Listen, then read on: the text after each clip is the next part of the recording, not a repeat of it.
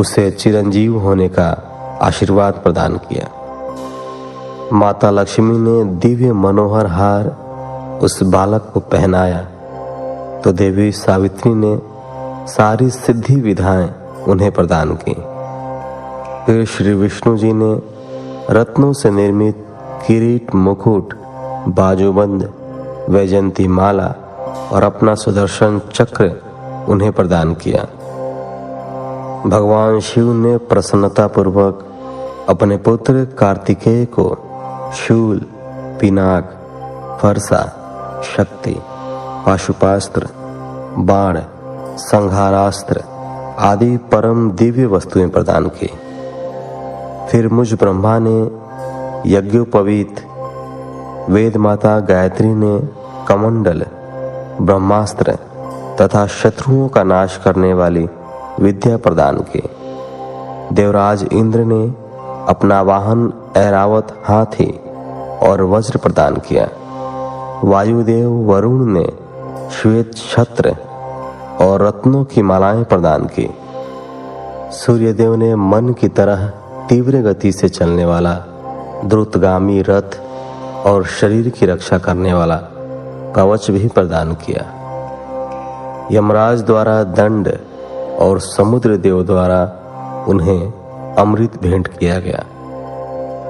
धन के अकूत भंडार के स्वामी कुबेर ने गदा दी। इस प्रकार सब देवताओं ने भगवान शिव के पुत्र कार्तिकेय को अनेकों प्रकार के अस्त्र शस्त्र और उपहार प्रदान किए। सभी देवताओं और शिवगणों ने उनका अभिवादन किया। इस समय वहां पर बहुत बड़ा उत्सव होने लगा। चारों ओर हर्ष की लहर दौड़ रही थी।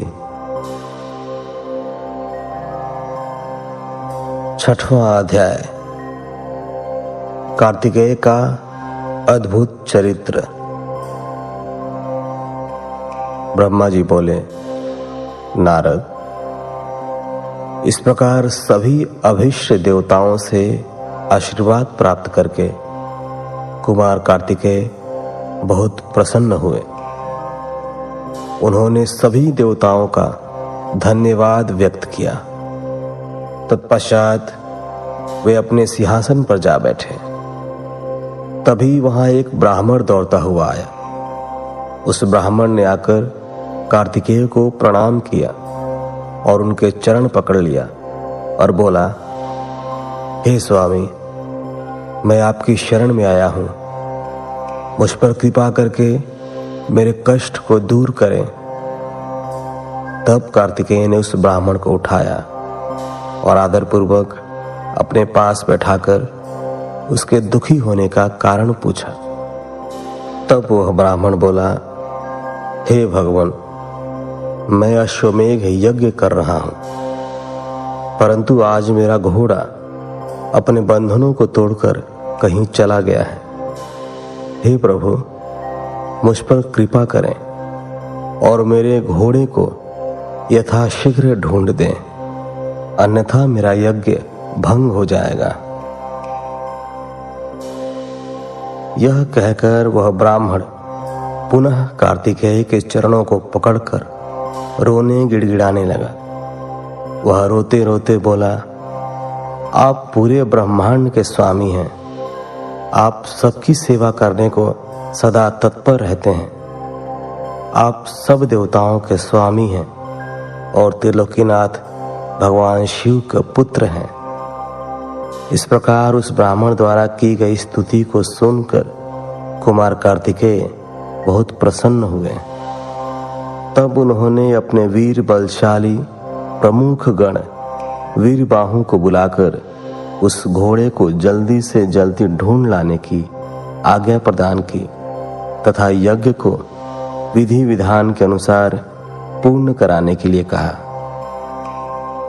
तब वीर बाहु ने कार्तिकेय को प्रणाम किया और ब्राह्मण के घोड़े को ढूंढने के लिए निकल पड़ा।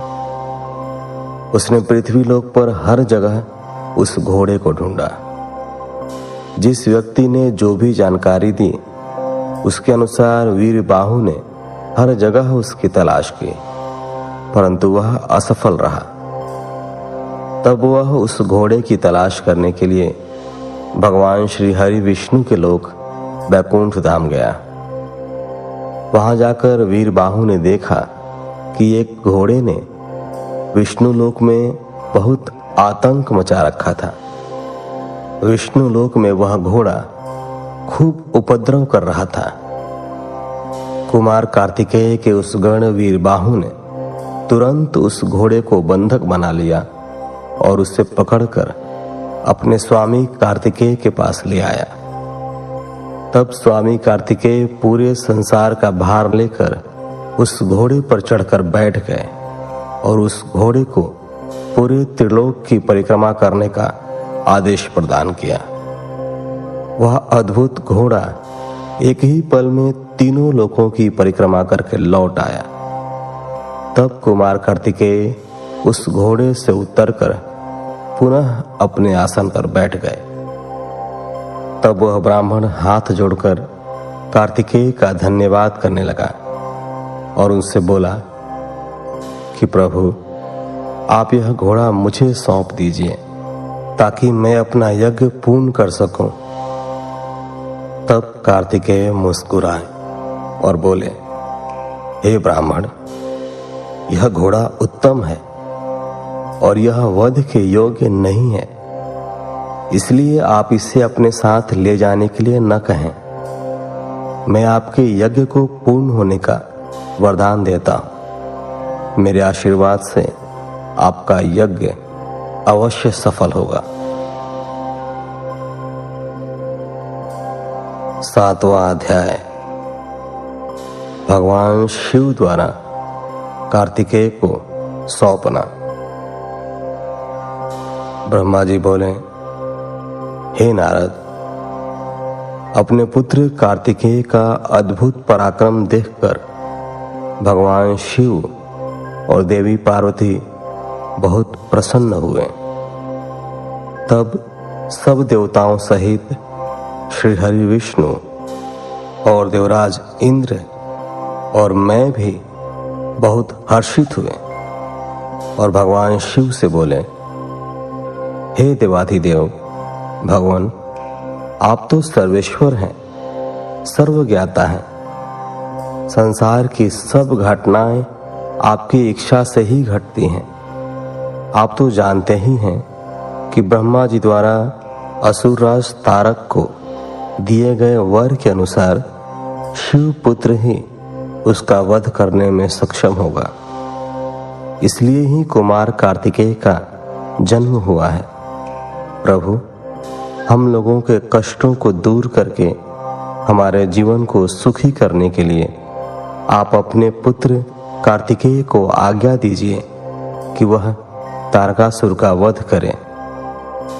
यह कहकर सब देवता भगवान शिव की स्तुति करने लगे। तब भगवान शिव का हृदय हम सबकी प्रार्थना से द्रवित हो उठा।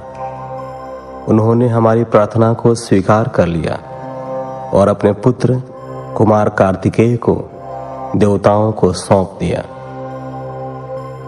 तब भगवान शिव ने अपने पुत्र कार्तिकेय को यह आज्ञा दी कि देवताओं की विशाल सेना का नेतृत्व करे और देवताओं के दुखों और संकटों को दूर करने के लिए तारकासुर का वध करे।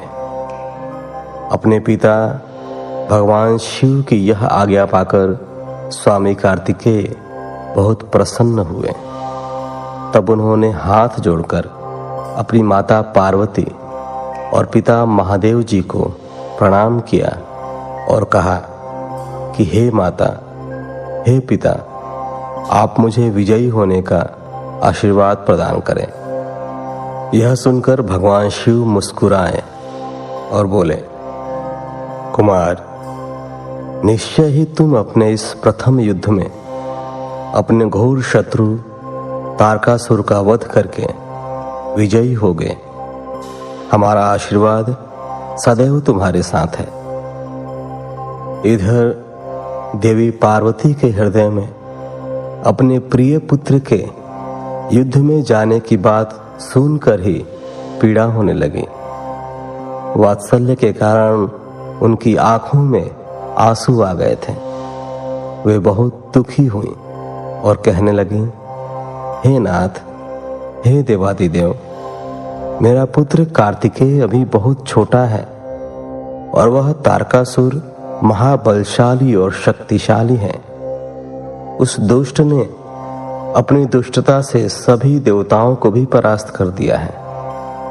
जब इतनी शक्तियों के स्वामी देवता उसका कुछ नहीं बिगाड़ सके, तो मेरा यह नन्हा सा पुत्र भला कैसे उसको हरा सकता है। मेरा दिल मुझे कार्तिकेय को युद्ध में भेजने की आज्ञा नहीं देता है। मैं अपने पुत्र को अपने साथ रखना चाहती हूँ। यह वचन सुनकर सभी देवताओं सहित भगवान शिव भी चिंतित हो गए। तब महादेव जी देवी पार्वती को समझाते हुए बोले, हे देवी, हे शिवा, आप सामान्य स्त्रियों की तरह क्यों व्यवहार कर रही हैं? यह मेरा और आपका पुत्र होने के कारण महाशक्तिशाली और वीर योद्धा है। देवताओं ने इसे अपनी अभीष्ट शक्तियां प्रदान की हैं। कार्तिकेय की जीत निश्चित है। कार्तिकेय का उत्पन्न होना तारकासुर के वध का प्रतीक है। आप व्यर्थ में चिंतित न हो और अपने पुत्र को खुशी खुशी तारक के वध के लिए भेजें। भगवान शिव के ऐसे वचन सुनकर देवी पार्वती को बहुत संतोष हुआ और उन्होंने कार्तिकेय को युद्ध में जाने की आज्ञा दे दी। तब सब देवताओं का भय दूर हुआ और उनमें प्रसन्नता की लहर दौड़ गई। 8वां अध्याय, युद्ध का आरंभ। ब्रह्मा जी बोले, नारद, जब देवी पार्वती और भगवान शिव ने कुमार कार्तिकेय को युद्ध का नेतृत्व करने की आज्ञा प्रदान की, तो सभी देवता बहुत प्रसन्न हुए और एकत्र होकर उस पर्वत की ओर चल दिए। सिंहनाद करते हुए वे आगे बढ़ने लगे। उस समय कार्तिकेय सेना का नेतृत्व करते हुए सबसे आगे चल रहे थे। सब देवता मन में यही सोच रहे थे कि अब उन्हें तारकासुर नाम की मुसीबत से छुटकारा मिल जाएगा। जब तारकासुर को इस बात का पता चला कि देवताओं ने युद्ध की तैयारी पूरी कर ली है, तो तारकासुर ने भी तुरंत युद्ध की घोषणा कर दी। अपनी विशाल चतुरंगड़ी सेना को लेकर तारक भी सिंहनाद करता हुआ देवताओं की ओर बढ़ने लगा। राक्षसों की सेना देखकर एक पल के लिए देवता घबरा गए। उसी समय आकाशवाणी हुई, हे देवगणों, तुम लोग भगवान शिव के पुत्र कार्तिकेय के नेतृत्व में युद्ध करने जा रहे हो, इसलिए तुम जरूर जीतोगे। तारकासुर कार्तिकेय के हाथों अवश्य मारा जाएगा। उस आकाशवाणी को सुनकर सभी देवताओं का उत्साह बढ़ गया और उनका डर दूर हो गया।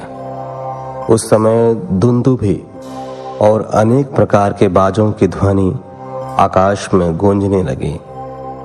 तब देवता और राक्षस युद्ध करने के लिए पृथ्वी और सागर के संगम पर पहुंचे। दोनों पक्षों में बड़ा भयानक युद्ध छिड़ गया। युद्ध की भयंकर गर्जना से पृथ्वी भी डोलने लगी। देवताओं की सेना का नेतृत्व शिवपुत्र कार्तिकेय कर रहे थे। उनके पीछे पीछे देवराज इंद्र सहित देवताओं की विशाल सेना थी।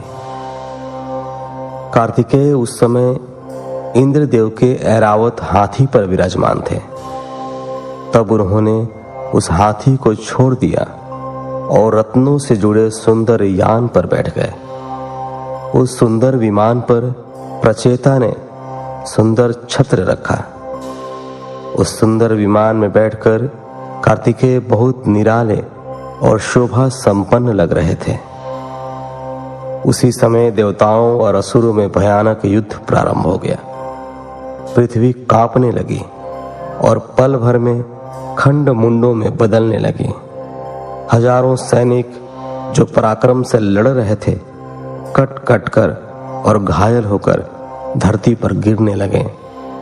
चारों तरफ खून की नदियां बहने लगीं। ऐसा भयानक दृश्य देखकर बहुत से भूत प्रेत और गीदड़ गिदड़ी उस मांस को खाने और खून पीने के लिए वहां आ गए।